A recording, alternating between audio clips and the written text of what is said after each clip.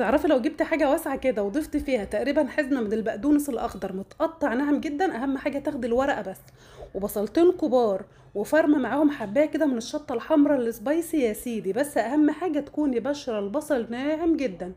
وزي ما انت شايفه البصل انا حطيته بالميه بتاعته ولا صفيته ولا اي حاجه خالص. وهتحط عليهم بقى كوبايه الا ربع من البقسماط المطحون.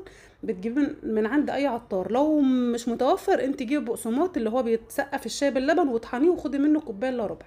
ويا سلام بقى لما تاخدي عليهم معلقه صغيره من البيكنج باودر، وهتحطي عليهم بقى نص معلقه صغيره من الفلفل الاسود، ونص معلقه صغيره من البابريكا، ومعلقه كبيره من بهارات الكفته، ومعلقه كبيره من الملح، معلقه كبيره ممسوحه. بعد كده بقى هتاخدي عليهم كوبايه من اللية مفرومه بالشكل ده. وهتجيبي كيلو من اللحمه، لو ما عندكيش ليا استبعديها وهتجيبي كيلو من اللحمه مفروم. وعليه نسبة 20% دهن. ما تجيبيش لحمة حمرا صافية، لو جبت لحمة حمرا صافية الوصفة مش هتكون حلوة معاكي. بعد كده بقى هناخد كل المكونات اللي انا قلتلك عليها دي. احنا هنا مالكيش دعوة بالكمية اللي انا حطاها، انا مضاعفة الكمية كتير، يعني ما شاء الله انا معايا هنا تقريبا يجي 9 كيلو من اللحمة المفرومة. تمام. انت بقى عايزه تعملي 5 كيلو 10 كيلو، ضعفي زي ما قلت لك بالظبط المقادير انا قايلاها لكل كيلو من اللحمه. هتقلبي المكونات دي كلها مع بعضها وادعاكي بقى وعجيني لحد لما تتاكدي ان كل المقادير اللي انت حطيتيها اتعجنت واتظبطت مع بعض بالشكل ده. وطبعا انا دخلت لكم في الوصفه على طول، ولا سلمت عليكم ولا رحبت بيكم. يا رب دايما تكونوا مبسوطين، ويا رب تكونوا في احسن حال.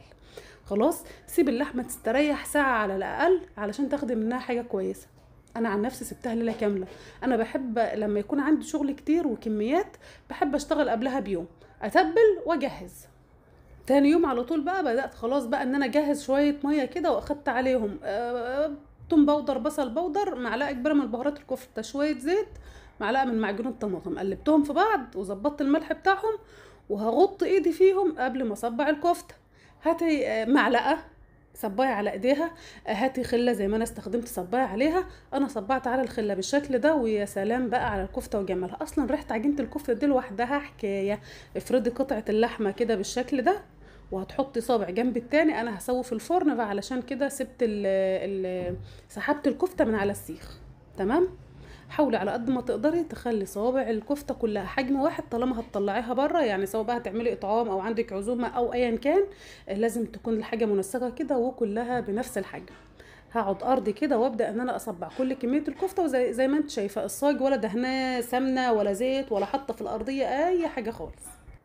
وعلشان خاطر تسويه الكفته تطلع معاكي مظبوطه، هتولعي فرن البوتاجاز وتسيبيه يسخن كويس جدا. الفرن عندي بيولع الشوايه والفرن مع بعض. تمام. فانا هحط 3 صواني في الفرن بالشكل ده. ظبطت الارفف بتاعه الفرن، حطيت واحد على الصاج مباشر، وواحد في النص، وواحد فوقيه، وولعت الشوايه.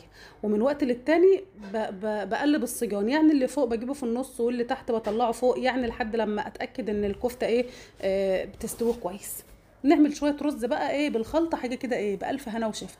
حله كبيره حطيت فيها سمنه وزيت، وحطيت فيها وحدتين لومه، عود قرفه، كام فص حبهان، كام فص كبابه صيني، كام فص قرنفل، وورق لورا، وبصلتين كبار، وكمان معلقه كبيره من السكر. وهقلب المقادير دي كلها مع بعضها. طب الحله دي هتاخد معاكي كام كيلو من الرز؟ الحله دي هتاخد معايا 3 كيلو من الرز البسمتي. تمام. الرز انا غسلاه ونقعه في ميه بس ربع ساعه كده. حطيت شويه فلفل اسود بقى، يا سلام يا سلام، وشويه مرقه بودر، تقدري تستغني عنها لو ما بتحبيش. شوحهم شويه كده لحد لما البصل يدوب يدبل، ما يغيرش لون، عايزاه يدبل بس. هتحطي الميه، واول ما تغلي استني لما الميه تغلي كويس علشان تحطي بقى الرز ويبدا يتشرب بقى، وظبطي الملح، ويا سلام يا سلام. ريحه الكفته بدات تظهر وتفحفح، وكمان التوابل اللي حمصناها مع البصله دي خلت المطبخ بتاعنا ايه، الريحه عندنا خطيره. الرز شغال على نار عاليه، وما تنسيش الكفته اللي في الفرن. وهقولك بقى علشان تعملي رز لونه مميز، هتجيبي بودره زعفران من عند العطار، اخدت منها نص معلقه صغيره، واخدت معلقه صغيره من بهارات الكبسه برضو من عند العطار. حطيت فيهم ميه سخنه ودي تقليب، وركين الكوبايه ده على جنب هنحتاجها بس مش دلوقتي. صليتي لي على النبي كده ولا لسه؟ صلي على النبي في الكومنتات لو وصلت معانا لحد هنا. ولو بتشوفي الصفحه بتاعتنا لاول مره، ازاي ما تعمليش متابعه، هتستفادي كتير. بص الكفته وجمالها بقى. الفرن سخن والشوايه متولعه. الكفته بدات تنزل كده البهاريز اللي فيها وتستوي منها فيها وكده، ايه خطيره. نسكت؟ ابدا ما نسكتش. نعمل بقى سلطه الطحينه، ايه تحفه. كيلو من الطحينه الخام، الطحينه البيضه، جايباها من عند العطار، جايبينها من عند الشيخ رضا. حطينا عليهم علبتين زبادي، حطينا معلقه توم كبيره ممسوحه، حطينا 4 معالق كبار من الخل، هنحط عصير ليمونتين كبار. ركزي معايا، هنعمل سلطه الطحينه بالزبادي جنب الكفته، حاجه كده ايه عظمه. نص معلقه صغيره من الكمون، نص معلقه صغيره من الشطه البودر، لا اسماء حطت معلقه، اللي عملت سلطه الطحينه اسماء، فبحبحت ايديها. حطت معلقه صغيره مليانه من الكمون، معلقه صغيره من البابريكا، حطت معلقه من الشطه، وهتحط كمان ما شاء الله معلقه هرميه من الملح، وهتحط ميه مغليه علشان خاطر الطحينه تفك معاها على طول. وهاتك يا تقليب بالمضرب لحد لما وصلنا للقوام اللي احنا عايزينه. علب الطحينه معانا بالشكل ده، هيطلع في كل وجبه علبه طحينه.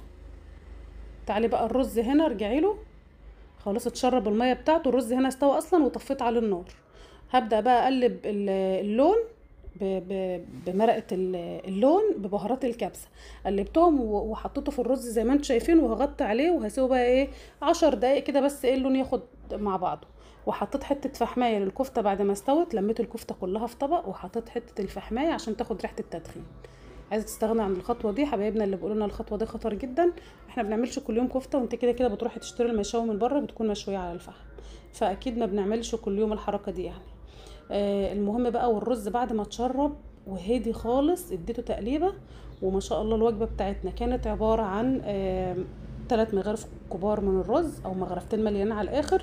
قطعنا طماطم خيار، طماطم خيار قطعنا طماطم شرايح وخيار شرايح، وشويه جرجير وشويه شطه.